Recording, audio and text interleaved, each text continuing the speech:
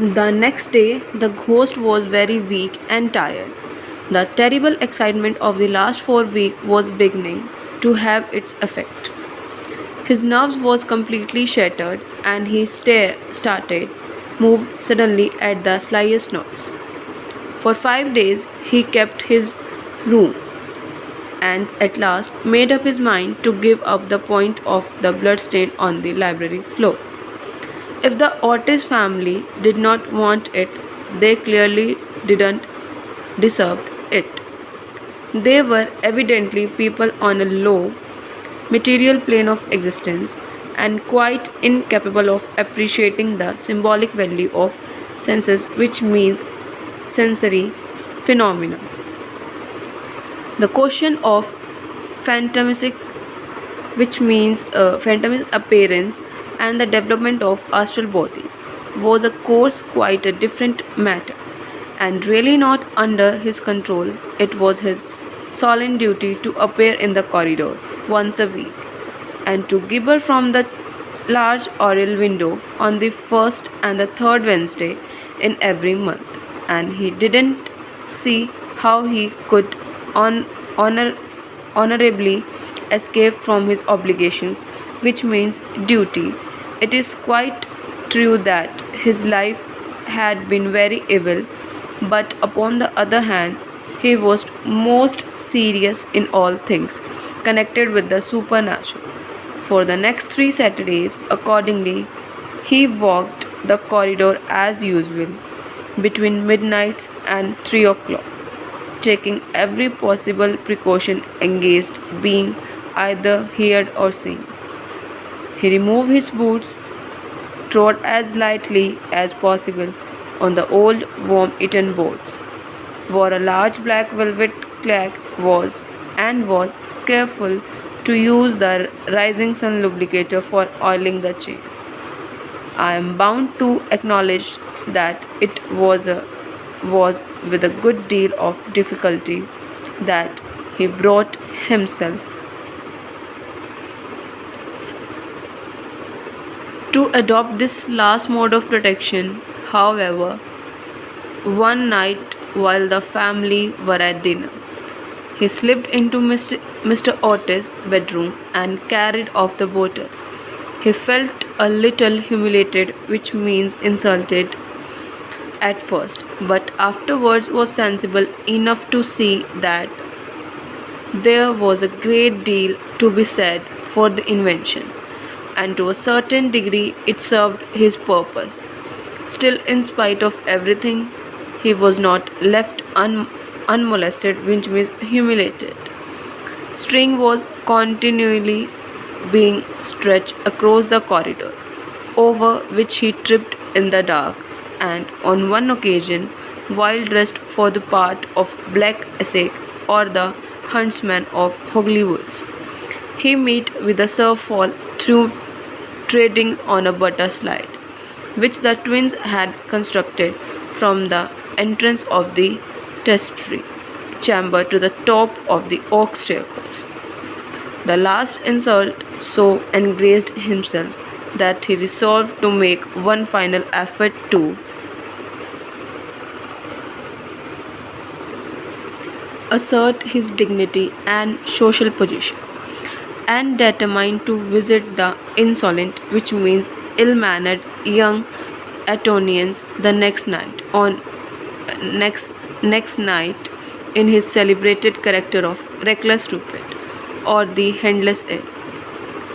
He had not appeared in his dinghies for more than 70 years. In fact, not since he had so frightened pretty Lady Barbara Modest by means of it, that she suddenly broke off her engagement with the present Lord Canterville grandfather and ran away to Gretna Green with handsome Jacques Castletown, declaring that nothing in the world would induce her to marry into a family that allows such a horrible phantom to walk up and down the terrace as twilight, which means evening dusk.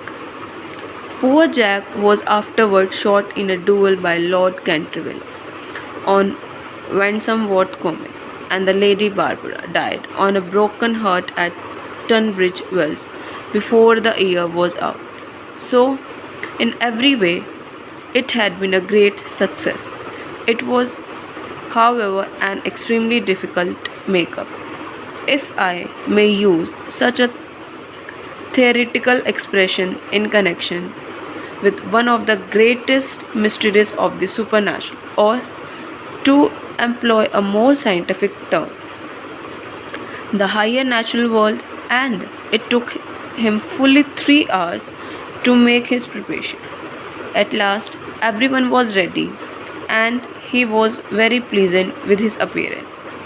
The the big leather riding boots that went with the dress were just a little too large for him, and he could only find one of the two horse pistol, but on the whole he was quite satisfied, and at a quarter past one he glided out of the wainscoting and crept down the corridor.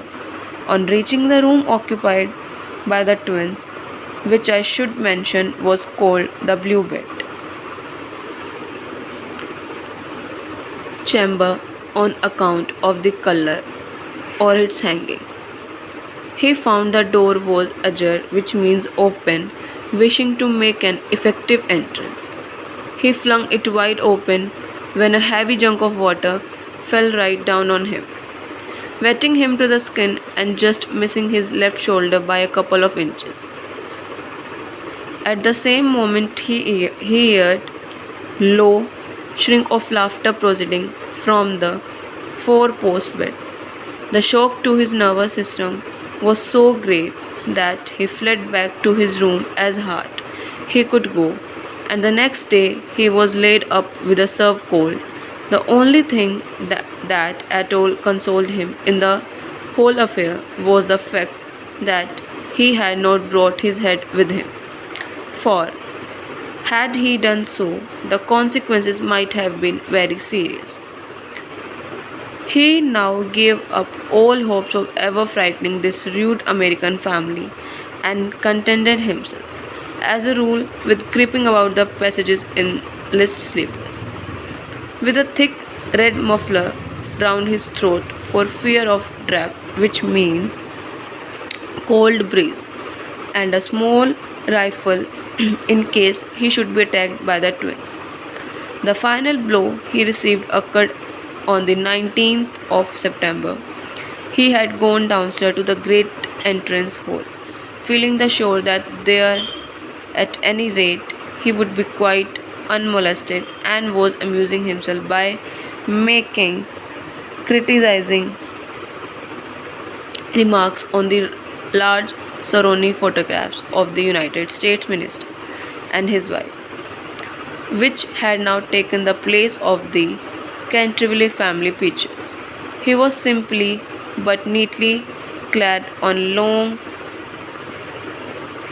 covered for death body, spotted with churchyard mold, had tied up his jaw with a strip of yellow line, and carried a small lantern and a sexton, which means person who takes care of the church.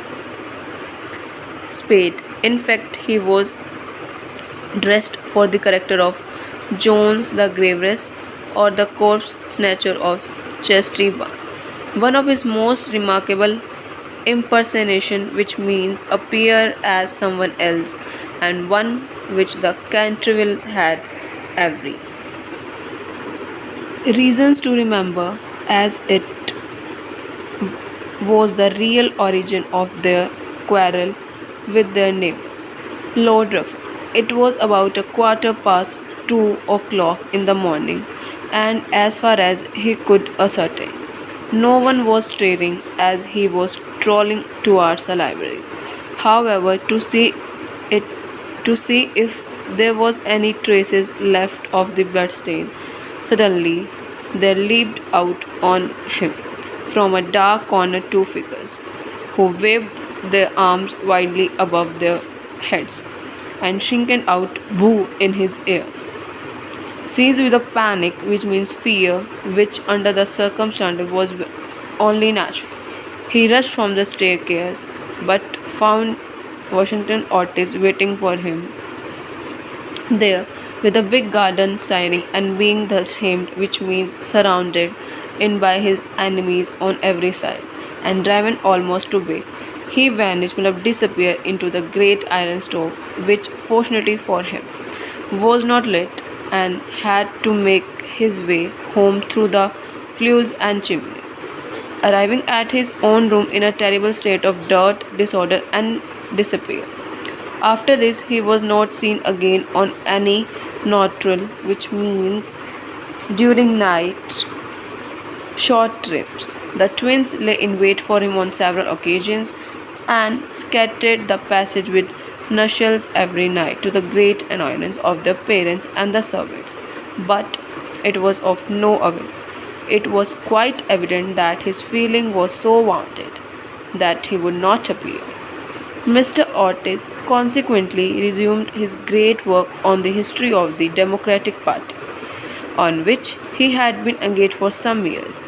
Mrs. Otis organized a wonderful calm bake which amazed the whole country, and the boys took a game mixed sorry a game, poker, and other American national games, and Virginia rode about the lanes on her pony, accompanied by the young Duke of Cherries, who had came to spend the last week of his holiday at Canterville. It was generally assumed that the ghost has gone away, and in fact, Mr. Otis wrote a letter to that effect to Lord Canterville, who in reply expressed his great pleasure at the news and sent his best congratulations to the minister for the wife. The authorities, however, were misled, for the ghost was still in the house, and though now almost an invalid, ill person, was by no means ready to let matter less, particularly as he heard that the among guests was the young Duke of Cherries, was grand uncle. Lord Francis Dillon had once bet 100 guineas with Colonel Cambray that he would play dice with the Canterville ghost, and was found the next morning lying on the floor of the card room in such a helpless, paralytic state that, though he lived on a great age, he was never able to say anything again but double sixes. The story was well known at the time, though of course, out of respect to the feeling of the two noble families, every attempt was made to hush it up, and a full account of all the circumstances connected with it will be found in the third volume of Lord Tettle, Recollections of the Prince Regent and his Friend, the Ghost, and then was naturally very anxious to show that he had not passed his influence over the Stellars, with whom indeed he was distantly connected, his own first cousin having been married, and second's knock to the Savre de Bulkeley, from whom, as every was known, the Duke of Cherries, a lineling descended.